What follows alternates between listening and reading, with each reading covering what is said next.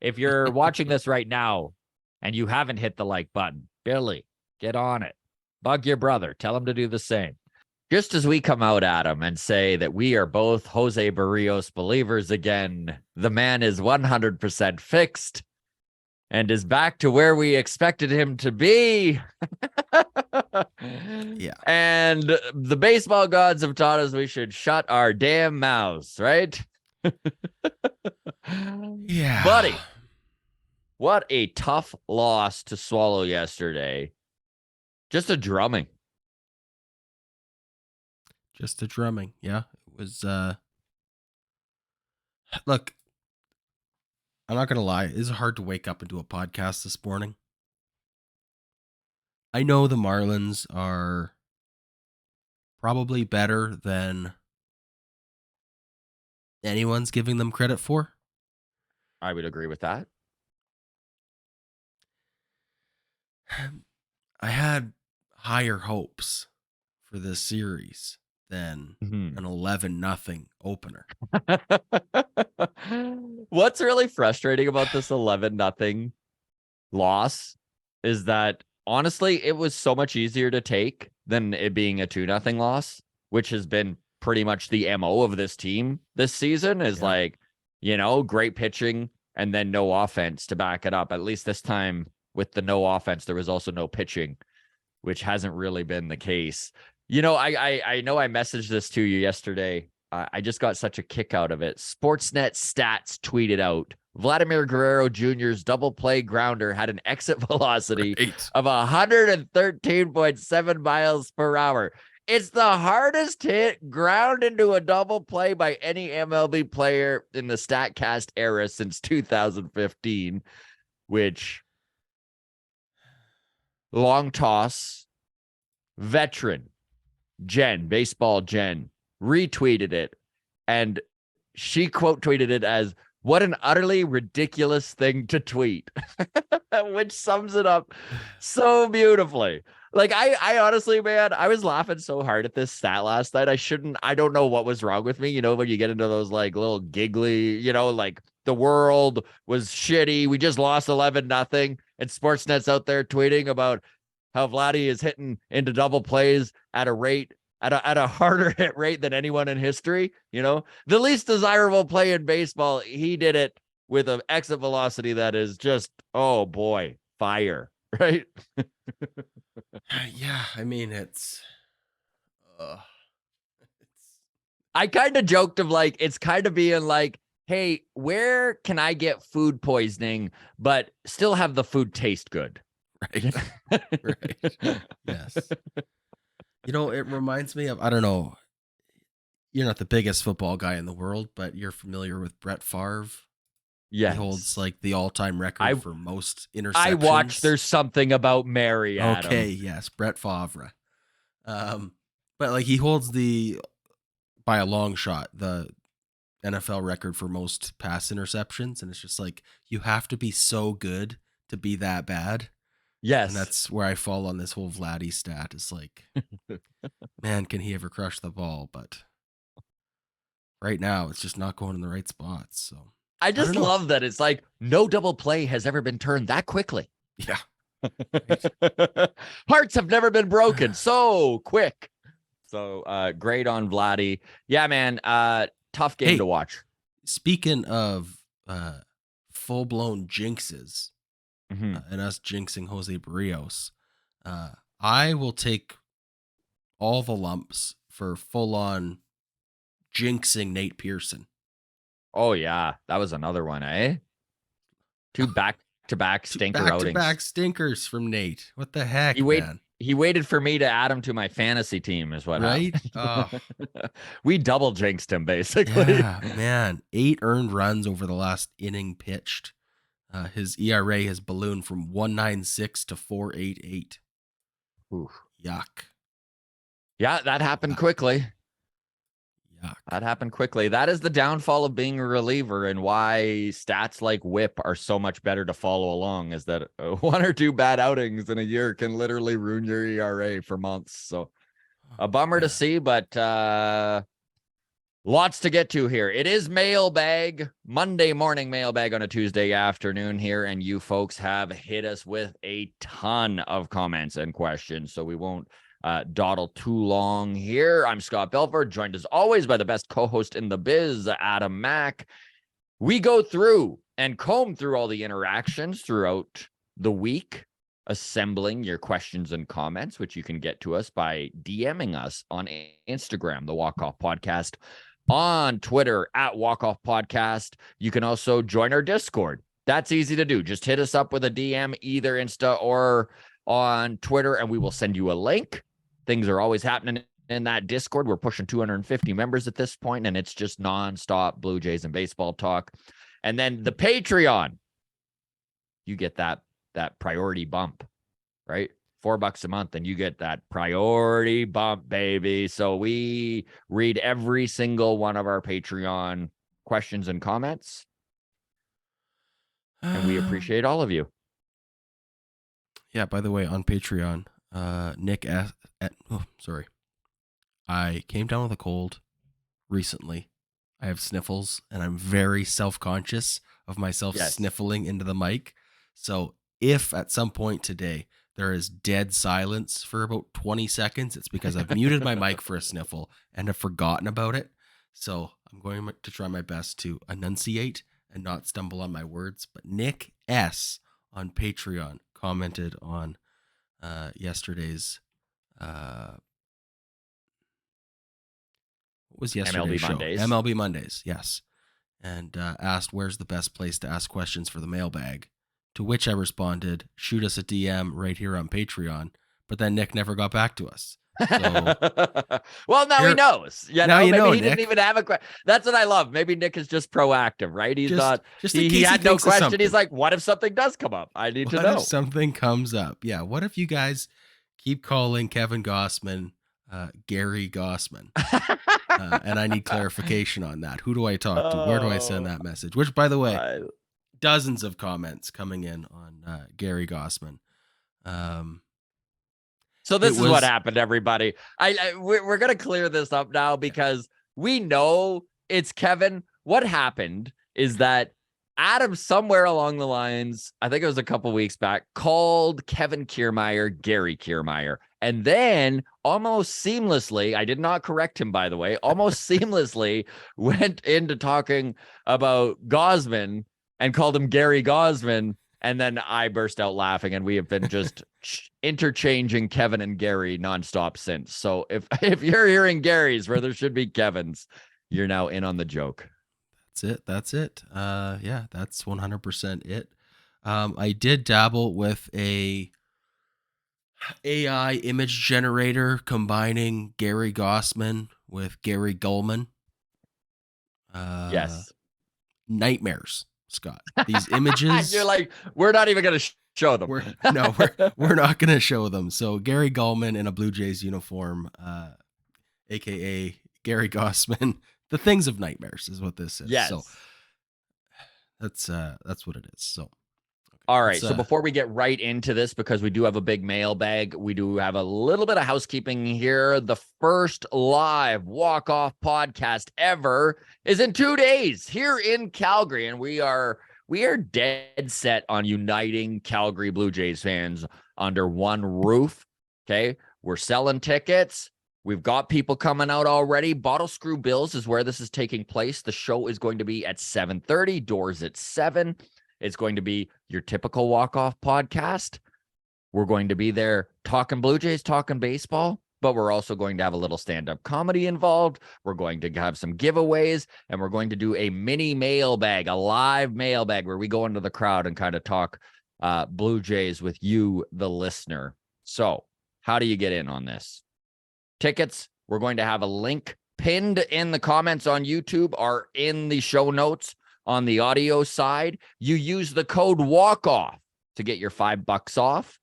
And Bottle Screw Bills actually got a hold of me yesterday and was like, hey, we'll give away another table here. Just however you want to give them away. So this is what we're going to do for Mailbag. Literally, if you're in Calgary and you want to come to the show, we got a table of 4 tickets we're giving away. All you need to do is reach out on Twitter or on Instagram, mention you're in Calgary and want to go, we'll automatically put you into the draw, and we'll let you know by Wednesday morning. So tomorrow morning, we will draw the winner. We don't have a show tomorrow, so I will just be in touch with the winner, and we'll go from there. Okay. I think we're good to go. I feel like you're on mute. The first question, Scott. The very first mailbag, and I've done it. Okay, perfect. That's great. You can't write this stuff. It's good you warned everybody, though. And I love that it took 1 minute for it to happen. Amazing stuff. Okay, now that we've weeded out all the casual fans, just the diehard Grounds crew are left.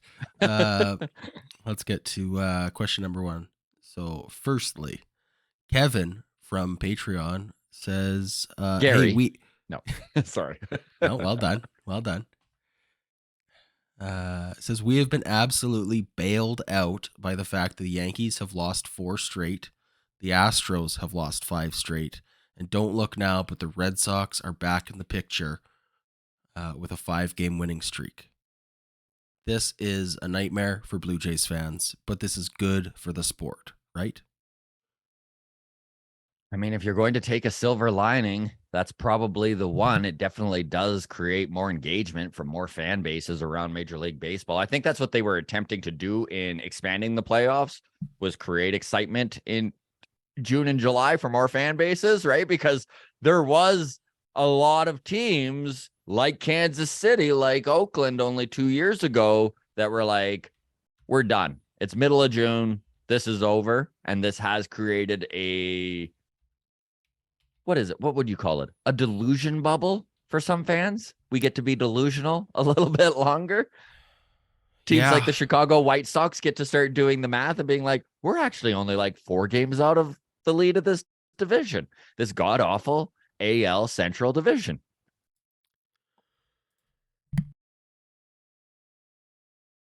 By the way, I do think that Yankees and Astros fans and podcasts are also saying things like, boy, oh boy, the Blue Jays are bailing us out right now and not getting hot. The Red Sox coming up on our heels. Believe me, it's a great point by Kevin that it's good for baseball. But yeah, it does suck for Blue Jays fans. And honestly, I guarantee Yankees fans, Astros fans, we're all in the same boat. We're all looking at these teams being like, what is happening? These are better than they're playing teams, right? Baseball. I mean, you don't have to go too far back, maybe 10 years where it was just 4 playoff teams. Mm-hmm. I mean, I'm looking at the standings right now. It's obviously Rays, Rangers, and the Minnesota Twins leading their division.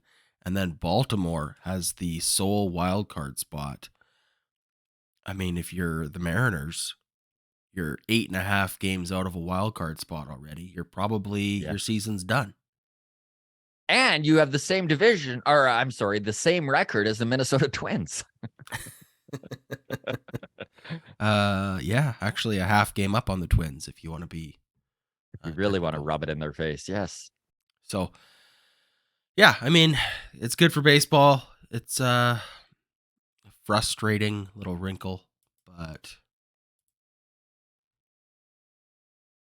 I don't know. Speaking, I just want to, we will get back to this mailbag real quick, but I do wish your opinion on all the talk of realigning the divisions because of how bad the AL Central and NL Central are making the rest of baseball look, right? In your opinion, is that just a Band-Aid solution that could wind up with this league in the same position? Like, if they're going to do something like that, do you think disbanding divisions altogether is probably the way to do it? That's what I was going to bring up. Like, I don't necessarily like the idea of disbanding divisions because I do like divisional rivalries. Mm-hmm. You know, I like having to worry about 4 other teams specifically, and then everybody else is a bit of a crapshoot. I don't want to have to follow all 15 teams in the American League to worry about that. But this playoff format does need some further tweaking. Mhm. Like maybe only the top 2 division winners get a playoff spot, and the third division winner can be wild carded out. Does that make It's sense? kind of it does make sense, and it is kind of wild to think how much taking 5 games, divisional games off of all of these teams' schedules has completely changed the dynamics within the American League. And I mean, to a lesser extent, the National League. I mean, the American League Central is a problem. It's a problem for baseball. You don't wish to have a division winner that is under 500. Currently, I think Minnesota is 1 game under 500 and leads the division. If they're not, by the way, I just missed that in the standings, and they're probably they are right 1 at game 5. under 500. They're 36 So there you and go. 37. But how do you fix it properly? This is the thing. I don't think that like there's always unintended consequences to rule changes, and I'm not sure if Major League Baseball saw this coming in the AL You and me East, both, pal. all 5 teams being literally doing historical things for this division. Guys, it's almost July 1st. And this division doesn't look like it's going to have a team under 500. It just doesn't. Like at this point, it truly feels like all 5 of these American League East teams are going to finish with a record above 500. And that could all come out in the wash. And maybe we do watch Boston, who last year kind of had the similar thing happen, right? They started slow. Everyone was like, maybe Boston's not for real. Then they had that super hot streak. And by about mid-June, they were right in the thick of things again. And then they completely fell off. So maybe we see something like that again. However, I don't personally see it happening. I think Boston's a better team this year than they were last year. And we've seen some huge steps forward with Baltimore. I think that Toronto should be able to right the ship. I think that you look at the Yankees. I mean, yes, Aaron Judge is injured currently. Their pitching is reeling. They're still there, though. That's the thing with this New York Yankees. Yeah, they've lost 5 in a row, or what was it? Maybe that was the Astros. I think they've lost 4 in a row. But nonetheless, the fact that they have not fallen completely out of it and are still sitting there in a wild card spot, I don't know, man. This is a wild division. I mean, I know I'm going to get flack for this. I still like the idea of 8 teams making the playoffs. Mm-hmm. I don't know. We vary there. I hated the fact they expanded playoffs at all, but I'm just old and like the status quo, I guess, because I don't even mind that the playoffs are expanded now. Like now that it's been a year, I'm like, you know what? This is fun. Yeah, I mean, playoff baseball is just the best baseball. Give me more of that. You know, that's where I come down on the whole subject. I just worry it waters the product down, but yes. Maybe. I don't know. Look, if it was still, let's just say 3 division winners and 1 wild card, because that's probably the baseball that both you and I grew up following, right? Like it was, I know originally it was just a World Series, so we don't have to go that crazy with it. But if it was just 4 teams making the playoffs,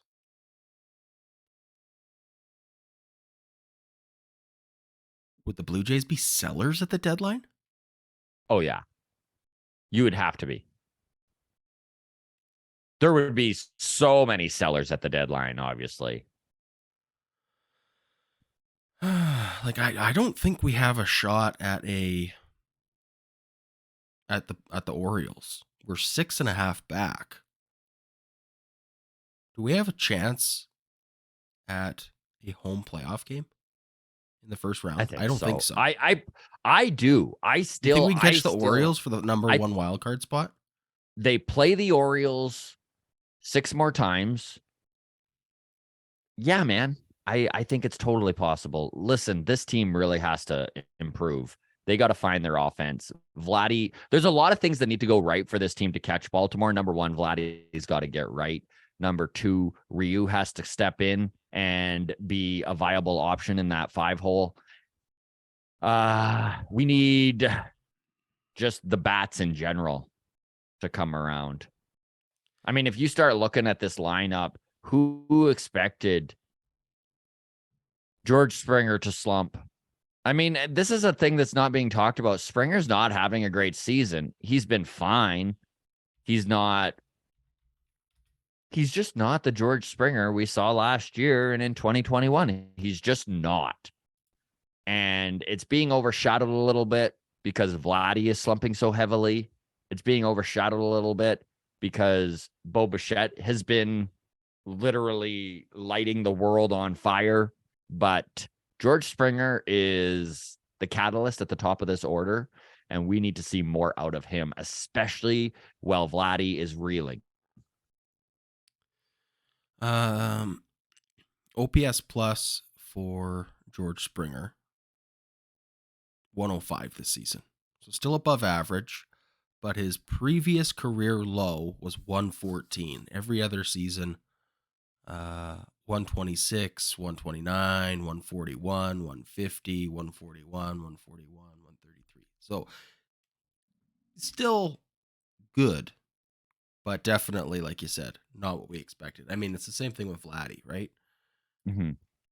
Having a terrible year by Vladdy's standards, but I think I would love to be as good of a baseball player as Vladdy is, but oh, for we're not sure. winning a Like World Series with me playing first base. That's for sure. That is absolutely true. But I mean, you start to look at how they roadmapped this season out in the off season, and one of their biggest goals was to get George Springer out of center field and hopefully have him play more, and he has. And the reasonable expectation was that if you could keep George Springer on the field, that you would see more production out of him. That has not been the case. The reasonable expectation was that Vladdy would not take a huge step back at 24 years old. He has. The reasonable expectation was, even with some regression, Alek Manoah is still a top 3 pitcher in the starting rotation. He is not. Like, we can blame Ross Atkins all day long for a lot of things, like starting pitching depth. But a lot of the things that every fan was betting on, Ross also bet on. And it hasn't worked out. Again, I am not making excuses for Ross Atkins. I'm just saying this runs a lot deeper than Ross Atkins, right? Like, there are some very, very good general managers that can make some assumptions on the team that they have been in control of for half a decade. And if those standards you've set just don't hit the mark, you're in a situation like the Toronto Blue Jays right now, sitting 39-35, 4 games above 500 with a team that you're spending over $200 million on. Yeah, it's frustrating. We need our big boys to be the big boys, and they're certainly not right now. I know fantasy football is a big aspect of my life every September through January. Nothing worse than seeing your first round draft pick get arrested on gun charges. Yeah. And you're just like, okay, well, Ray Rice just punched his girlfriend in an elevator. I guess my whole season's a write-off at this point, right? Yeah. And that's kind of where I feel like with these guys is like, come on, like, I need my studs to be studs here. I mean, if you had told me that Whit Merrifield's OPS plus would be substantially higher than George Springer's at the beginning of the season, I would have told you, Yeah, I'll give you that. I mean, big win that Whit is having such a great season. He truly is. But, yeah, I don't need my third wide receiver to be getting more points than my quarterback. I'll tell you that for sure. Yep. For sure. Okay, let's get to the next part of the mailbag here because this kind of ties in. So this one comes in from Kikuchi's Beard on Twitter. Says, "Hey buddy, another great long toss. Curious, why does old Whiskey Nose get a free pass? Dave Hudgens is our hitting strategist, and we seem to have no strategy or good idea when up at the plate. Never hear his name tossed around. Just Guillermo Martinez, who should also go for a fresh voice. I feel Hudgens' position could be one that could be filled creatively.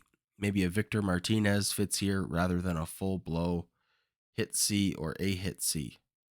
I'd also lean into James Click to see who he would hire in the hitting coach spot. GM or not, I'd absolutely go with his gut on this over Shatkins.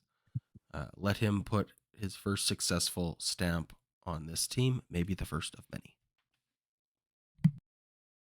And I think we did kind of touch on this, Adam, in the last 3 minutes here of chatting, which is basically the coaches can't score runs.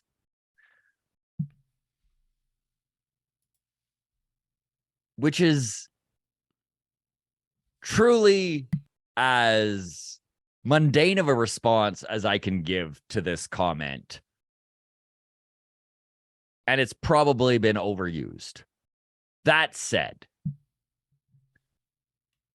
the Blue Jays may be at a point where they do need a sacrificial lamb. And I think Kikuchi's Beard is correct that Dave Hudgens,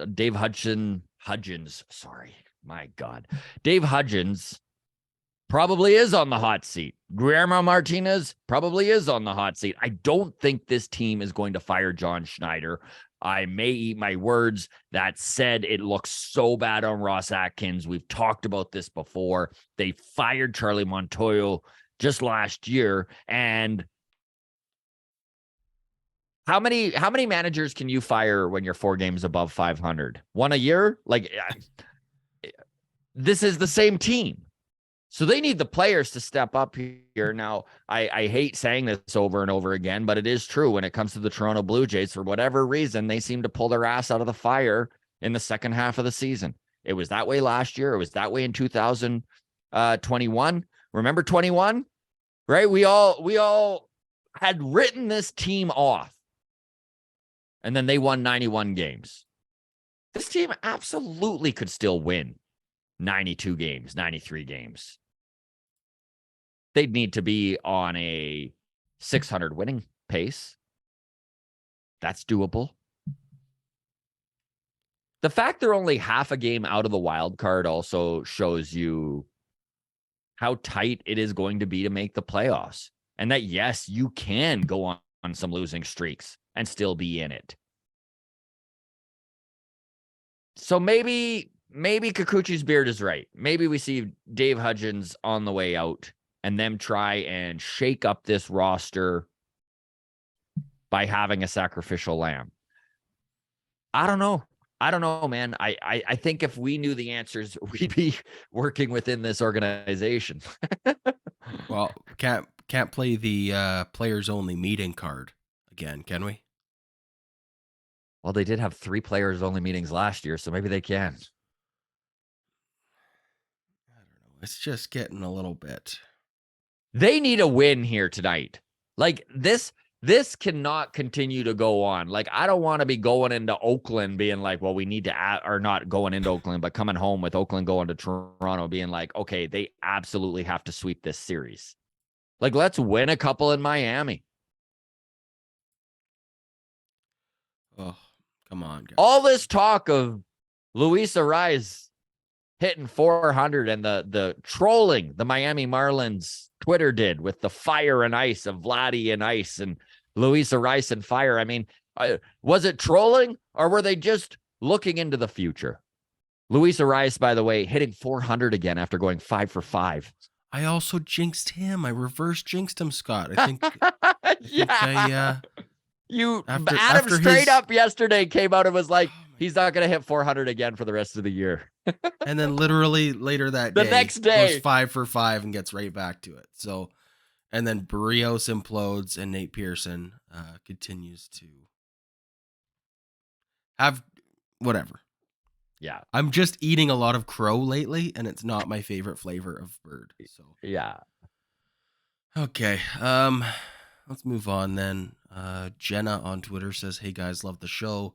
I know you both have defended the Varsho trade, but I think it's pretty safe to say Arizona is the winner now.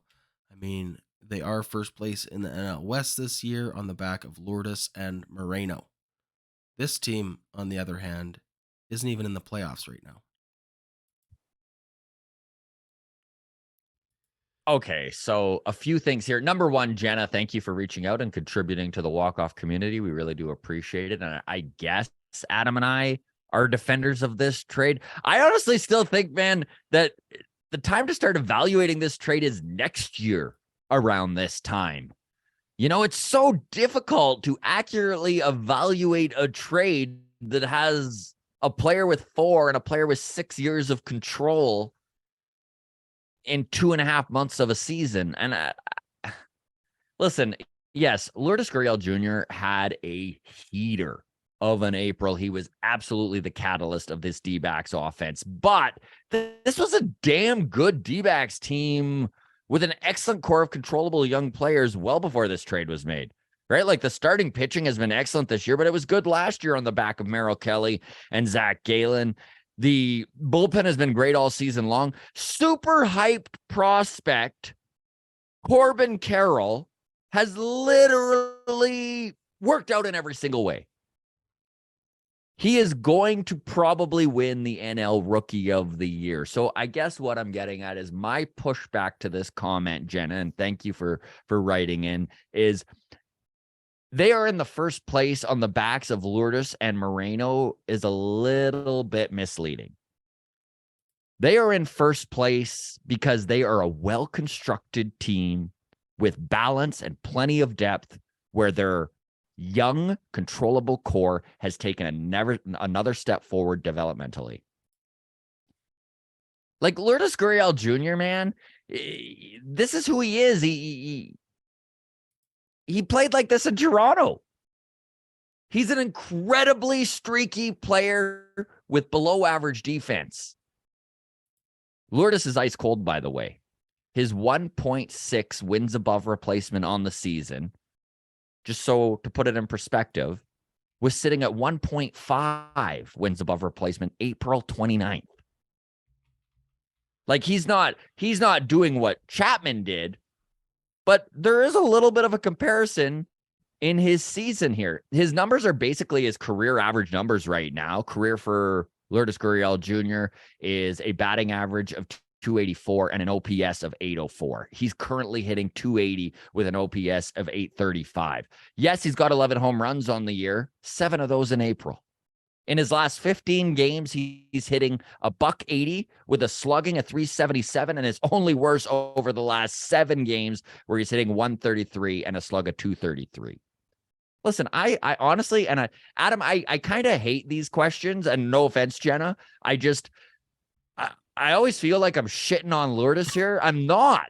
It's just, we know who he is. He's a 30-year-old left fielder on an expiring contract. He is not the reason the Diamondbacks made this trade. The Diamondbacks traded Varsho, a guy who, by the way, they came out at the trade deadline last year in a press conference from the front office and named him as one of the players they would not be moving.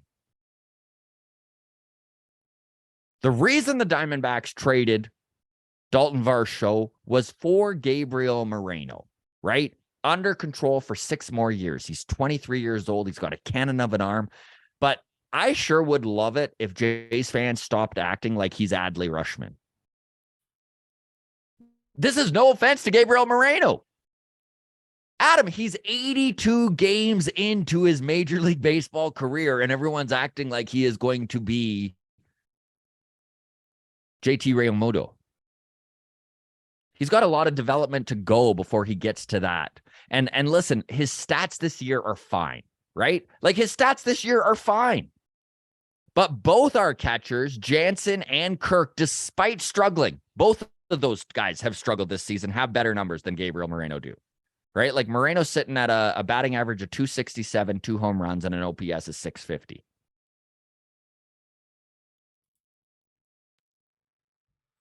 Yeah, I mean, so Diamondbacks are, what's the right word for this? They're a good team. Yeah. Um, Gabriel Moreno, as you touched on, I think he started the season hitting around 300 for the first month. Yeah. And it was really looking, um, it was a glaring reminder of what we lost in the Hmm. trade, right? Because I think everybody was a big fan of Moreno's in Blue Jays land. But let's look at the last month. Okay, it's June 19th today. So dating back to May 19th, Arizona Diamondbacks 20 wins, 10 losses. So they're 10 games over 500. They have not been doing that on the back of Lourdes Gurriel Jr. and Gabriel Moreno, because Lourdes Gurriel Jr. is hitting 234 with an OPS under 700 in that time. And Hmm. Gabriel Moreno is hitting 177 with an OPS under 500 in that time. Like you said, Corbin Carroll, it's a good team. It's a good team. It's a good team that made some really good ads. And listen, Lourdes Gurriel Jr. was a huge catalyst to this offense in April. He absolutely was. But there's a bigger picture here. And I mean, Daulton Varsho, even the biggest detractors of this trade and guys who, and I know there's a lot of Blue Jays fans who have already decided Daulton Varsho is a bum. How could they have ever made this trade? It's already like if you're that biased and have already decided, then there's nothing that we can say. And I'm not trying to convince anyone that the Blue Jays won this trade. What I'm saying is that this trade deserves more time before truly being evaluated. Even those who are detractors of Daulton Varsho, though, will admit that he has improved this outfield defense substantially compared to Lourdes Gurriel Jr. And you know what? He is putting up some numbers. In his last 15 games, Daulton Varsho's hitting 301 with a slugging of 520. He's hitting for power. He's got 12 dingers on the season, kind of on pace for that 27 to 30 home run range. So for me, the verdict is still out on this trade.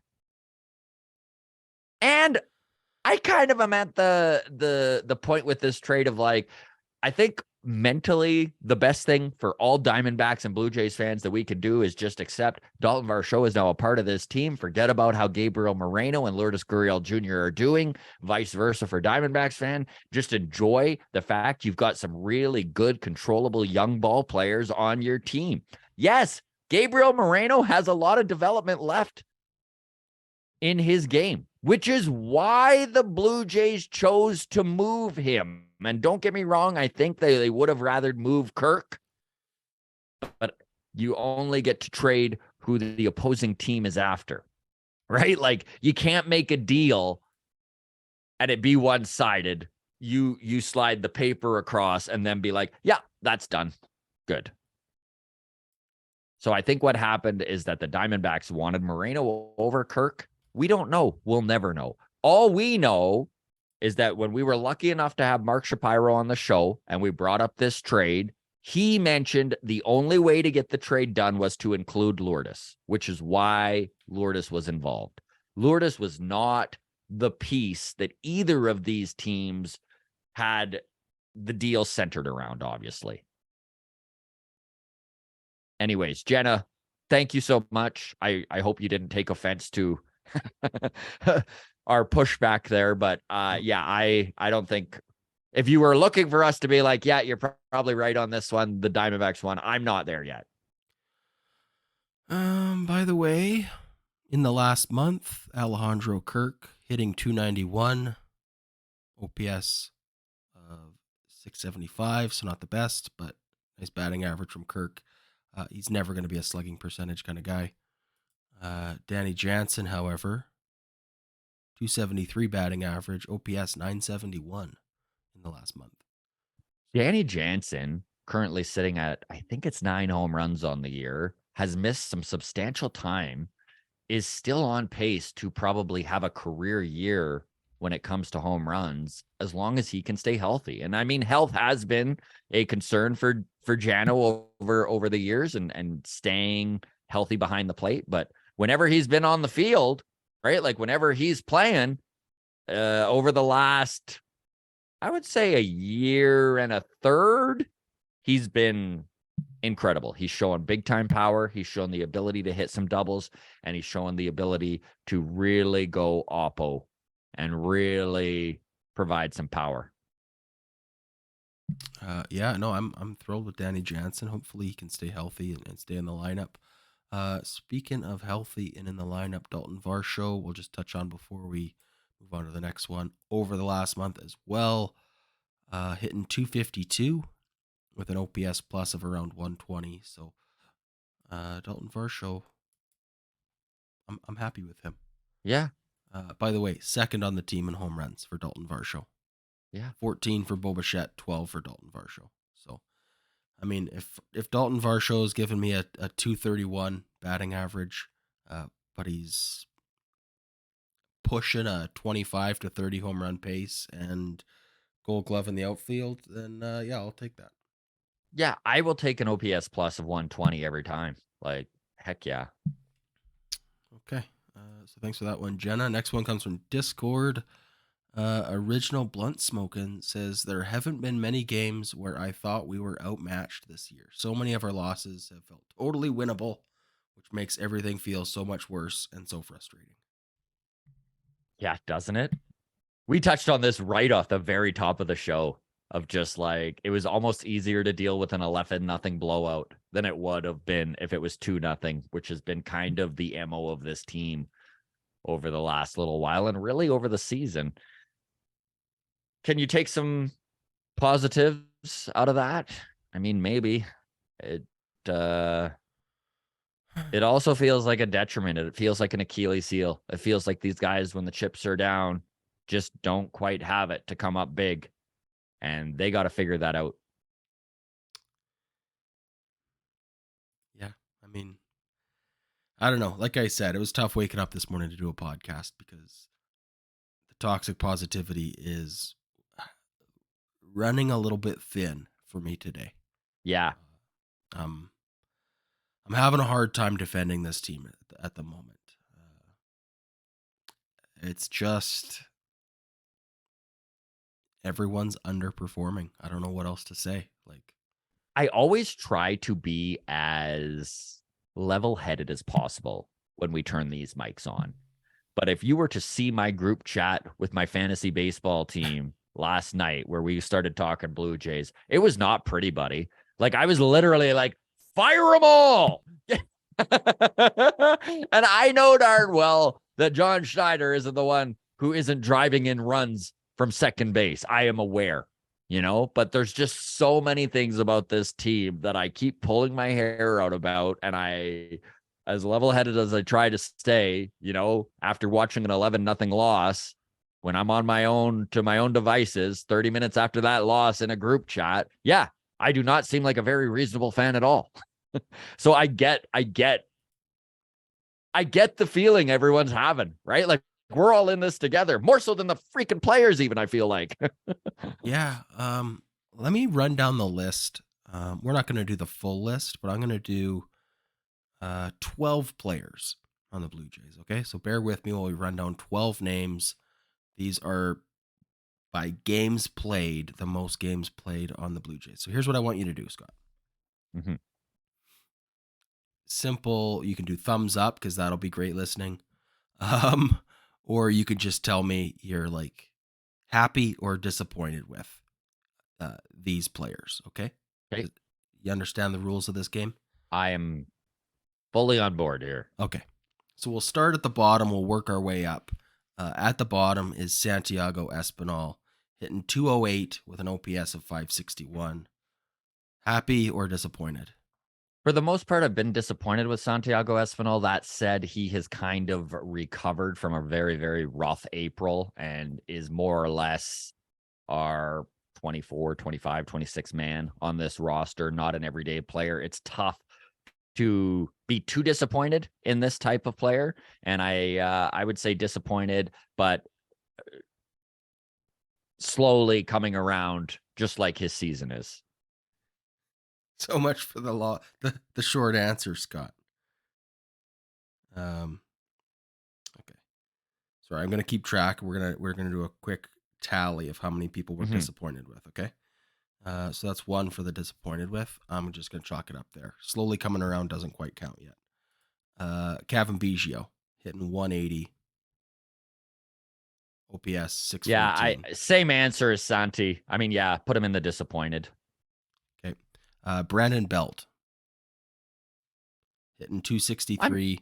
I'm satisfied. Yeah. Alejandro Kirk. Disappointed. Kevin Kiermaier. Satisfied. Whit Merrifield. Satisfied. Vladdy. Disappointed. I've had a disappointed. Can you imagine if I was like, I'm actually pretty happy with how Vladdy's been going. Matt Chapman. Disappointed. George Springer. Disappointed. Daulton Varsho. Satisfied. Bo Bichette. Satisfied.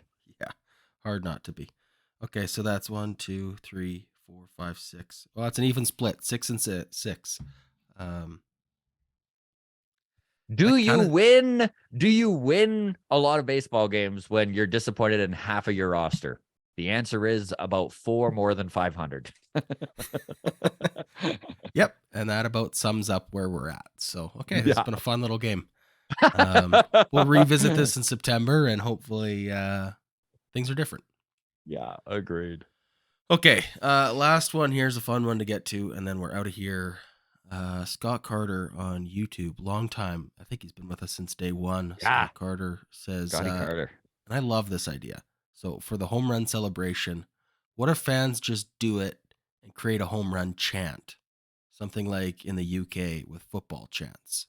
I love this idea. What's the downside in this? We just got to think of like a word or a thing to chant that isn't boo.